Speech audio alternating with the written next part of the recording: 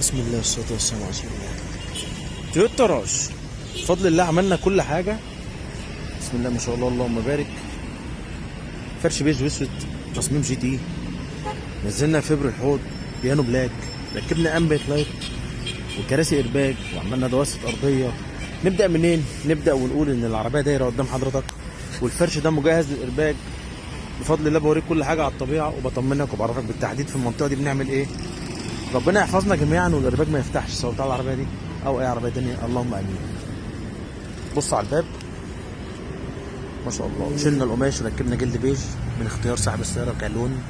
نفس الكلام، شفت البيانو بلاك، الامبيانت لايت باين قدامك واحنا بالنهار ما شاء الله. بص نهار ربنا طالع اهو، وفي نفس الوقت النور واضح.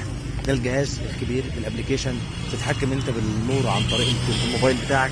في حوالي 300 400 درجه لون، تختار اللي انت عايزه كانسب ليك من وجهه نظرك. وركبناه هنا كمان، وركبناه في الطابلون وفي الاربع ابواب ما شاء الله. دواسه الارضيه عملناها جلد اسود.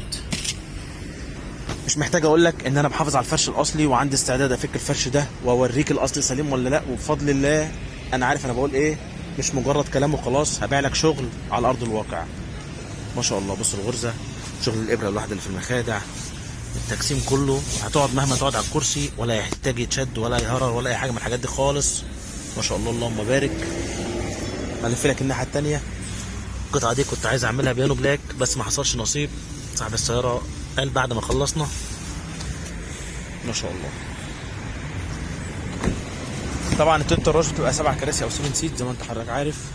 الكرسيين اللي ورا هم بنهتم بيهم، بنعمل تصميم، بنعمل كل حاجه فيهم زي الكرسيين اللي قدام بالظبط، كذلك زي الكرسيين اللي في النص.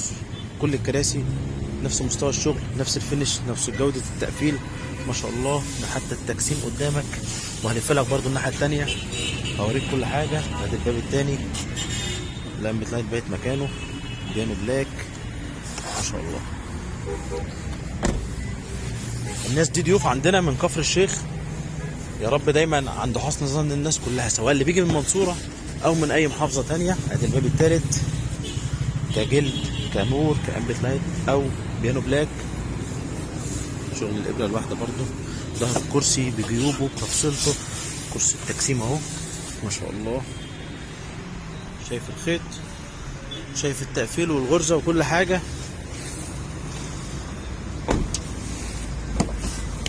الباب الاخير نفس الكلام، فواصلك فروقاتك كل حاجه بترجع على وضعها. شفتوا انتوا العده اللي بنشتغل بيها بفضل الله، بنشتغل بعده بلاستيك مش حديد، ما بنجرحش. بص مفيش حاجه معضعضه، مفيش حاجه من الكلام ده خالص، كل حاجه رجعت على وضعها ما شاء الله. شيك وبسيطه وسيمبل. تويوتا راش اصلا بتنزل بيج هنا، بس القماش بتاع الابواب بيبقى اسود. عملنا بيج وعملنا فرش بيج اسود مع تصميم الجي تي بتاع البيجو ما شاء الله. تويوتا راش كراسي ارضيه ابواب فبر بيانو بلاك امبيانت لايت. اسف لو طولت عليكم، اتمنى تتابعونا على طول وما تنساش مننا. اشكركم شكرا جزيلا، سلام عليكم.